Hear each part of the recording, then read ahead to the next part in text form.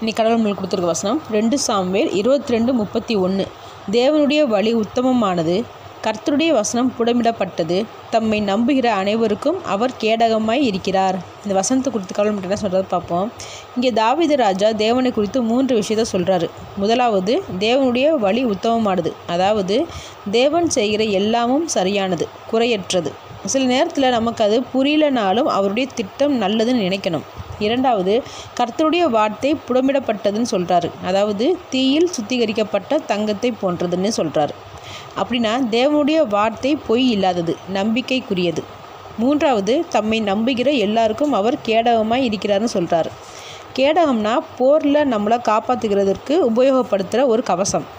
இந்த கவசம் நம்மக்கிட்ட இருக்கும்போது தான் நம்மளை பாதுகாத்து கொள்ள முடியும். அப்போது தேவன் எப்பயுமே நம்மளோட உறவில் இருந்தால் தான் சகல ஆசீர்வாதம் நமக்கு கிடைக்கும். இப்படி உறவில் இருக்க நம்ம தேவனுக்கு மட்டும்தான் இடம் கொடுக்கணும். அதாவது தேவனுடைய பார்வைக்கு செம்மையானது எதுவோ அதை நம்ம செய்யும்போது மட்டும்தான் தேவன் நம்மளோட உறவில் இருப்பார். ஆமேன்.